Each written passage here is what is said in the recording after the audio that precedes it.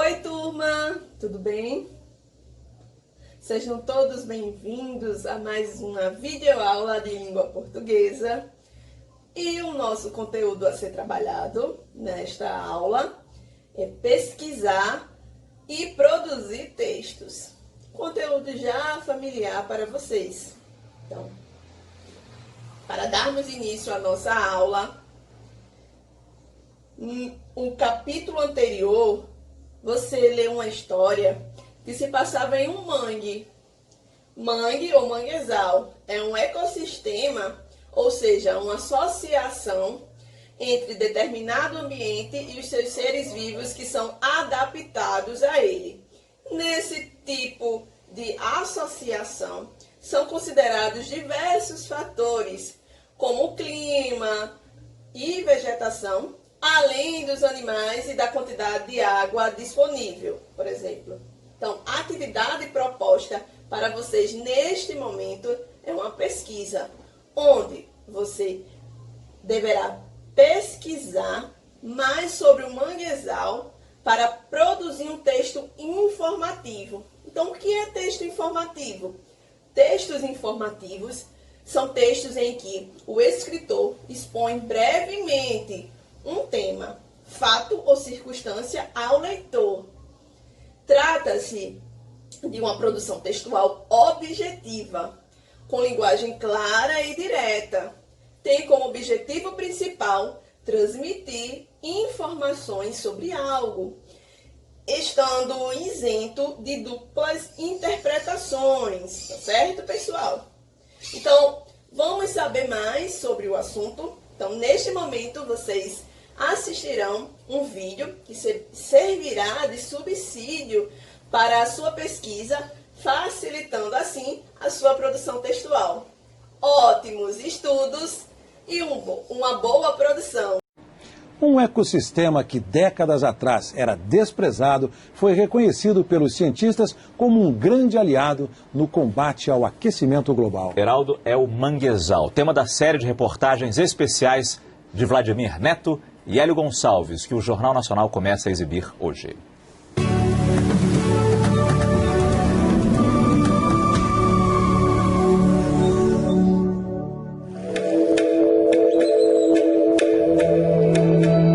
No sobe e desce das marés, quando o rio encontra o mar, nasce o manguezal, um dos ecossistemas mais produtivos e generosos da Terra. Ele garante abrigo sem cobrar nada, garante alimento sem cobrar nada, purifica a água sem cobrar nada. Isso não é uma mãe? Um ambiente que soube se adaptar a condições extremas. Árvores que aguentam a água salgada e equilibram as raízes na lama trazida pelos rios. Características únicas que são estudadas há décadas no manguezal de Cananéia, litoral sul de São Paulo, por pesquisadores como Marília. O monitoramento ele dá pra gente a saúde do manguezal, por exemplo. Aqui a gente tem certeza que são manguezais extremamente conservados. São manguezais que estão produzindo recurso natural. Cada vez mais estudado, o manguezal é visto hoje como um dos maiores aliados do homem na luta contra os efeitos do aquecimento global. A lama que filtra a água soterra toneladas de sedimentos trazidos pelo rio. Então nós temos aqui um controlador de efeito estufa. O manguezal tem uma competência de fixar carbono quase 10 vezes superior à das florestas tropicais. Isso é bastante novo, isso é muito recente, essa informação. E além de tudo, o mangue ainda é o berçário da vida marinha. O emaranhado de raízes submersas abriga centenas de espécies de animais. Esse é o baiacu, é uma das primeiras espécies de peixe que entram quando a maré enche. Baiacu sem espinho. É um filhote. Está procurando a região justamente para se proteger entre as raízes. A pesca costeira depende muito dessa proteção. Aqui na região de Cananéia, a pesca é a principal atividade econômica. Um lugar onde a profissão de pescador ainda passa de pai para filho. Dessas águas, saem 70% de tudo que é pescado no litoral de São Paulo. E de acordo com especialistas, essa grande quantidade de peixes é resultado direto da conservação dos manguezais. Mas nem sempre foi assim. Uma vez a ostra quase acabou nesse manguezal. A saída foi criar uma reserva extrativista e controlar a produção. Chico Mandira é o líder de uma comunidade quilombola que vive do mangue há mais de 30 anos. Hoje ele vai sair para catar ostras e nós vamos acompanhar esse trabalho. Vamos lá? Na canoa, Mandira e o filho Luiz contam que eles mesmos vigiam tudo com a ajuda de outros pescadores. Estas ostras, por exemplo, ficam no viveiro para crescer até o tamanho certo para a venda. A quantidade de ostras que tinha no mangue já estava quase que em extinção. E aí a gente criou uma regra dentro da comunidade, né, dentro da associação, para que o pessoal respeitasse a defesa, respeitasse o tamanho também, né? E aí isso veio agregar mais ostras.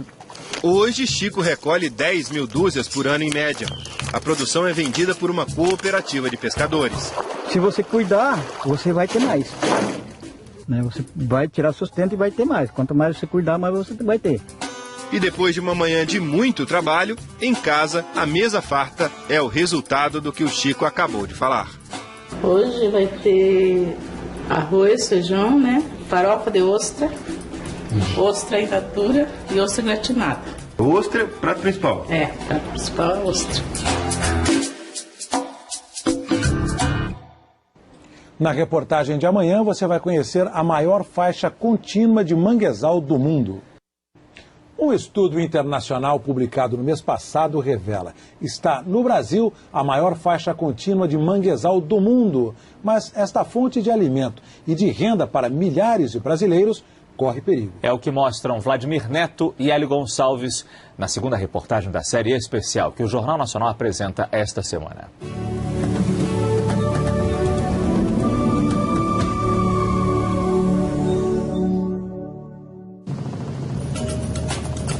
São milhões de litros d'água sendo despejados pelos rios no mar a todo momento.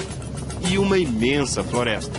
A maior faixa contínua de manguezal do mundo começa perto de Belém do Pará e vai até São Luís do Maranhão. Os manguezais têm uma área de 7.500 quilômetros, que é uma área superior aos manguezais da Índia e Bangladesh e os manguezais de Papua Nova Guiné, que tem aproximadamente 6.000 quilômetros de extensão. No país todo, são mais de 11 mil quilômetros quadrados de manguezais, espalhados do Amapá até Santa Catarina. Mas só no norte do Brasil ele encontrou condições tão boas para crescer. Basta olhar as árvores. Aqui na Amazônia, com a grande quantidade de chuva e a imensidão dos rios, a água fica menos salgada. Por causa disso, do sol forte o ano inteiro e dessa lama rica em nutrientes, as árvores de mangue crescem mais e algumas chegam a 40 metros de altura. O mangue vermelho faz verdadeiras esculturas na floresta. O mangue preto espalha suas raízes que saem da lama em busca de oxigênio e pelas folhas expulsa o sal do mar. O truque de ela se adaptar ao manguezal é conseguir eliminar o sal do organismo. Na folha, elas começam a eliminar os cristais de sal, né, e vão se fixando na folha. E aí, dali são eliminados. Nesse ambiente, as aves se multiplicam. O guará é dessa cor por causa do que ele come no manguezal. Há também muitos peixes e, claro, caranguejos, espécie-chave para esse ecossistema. Quando eles cavam suas tocas, as suas galerias, eles estão cavando o meio pelo qual o ar entra, né, no chão do manguezal. E isso é importante, né, para o sistema. Na beira do rio aparecem 3 catadores, os mais velhos de 12 irmãos que vêm tirar o sustento de toda a família do manguezal, ou mangal, como eles chamam. Um dia que amanhece sem nada, o cara vai no mangal, faz 10, 5 e já está com dinheirinho. Já. Para entrar na lama, eles vestem calça, luva e sapato e rapidamente nos deixam para trás. Andar aqui não é nada fácil, como vocês estão vendo. Exige esforço físico, coordenação, sorte e não pode pisar longe dos galhos. Se pisar longe dos galhos, já era. Você não tem a menor chance. Logo a roupa e a pele se misturam à lama. Em meia hora, mais de 20 caranguejos. Porque o almoço já tem, já. E nós viemos só tirar mesmo para fazer o assado quando chegar em casa. Eles lavam os caranguejos no rio sob a chuva da Amazônia. Esses são para o almoço, mas na maioria das vezes os caranguejos vão mesmo para o mercado. Eu cheguei para vender barato, eu sou vendedor barato. Na feira de Bragança, norte do Pará, caranguejo não falta. Aqui é domingo a domingo, agora quando não tem, o pessoal está procurando. Tem que ter todo dia. Muitos não aguentam e morrem. A cena incomoda até quem é daqui. Isso não é comida típica pra gente, isso é alimentação diária. Segundo é que a gente fica com medo de o tempo comprometer, né? A falta de consciência de conservação, preservação e comprometer o futuro da espécie, né? O pesquisador acha que é possível preservar o manguezal para futuras gerações. Desde que a gente tenha habilidade para utilizá-lo de forma sustentável e as nossas autoridades tenham a sabedoria para aprovarem leis que permitam a conservação desse ecossistema.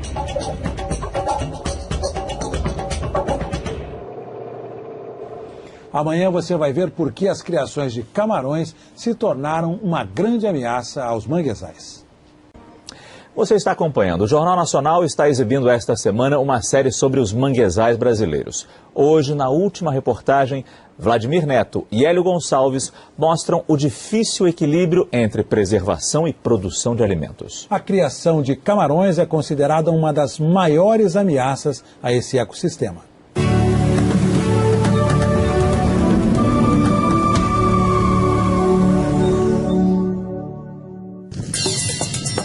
José Canuto é pescador há mais de 30 anos e viu a paisagem mudar.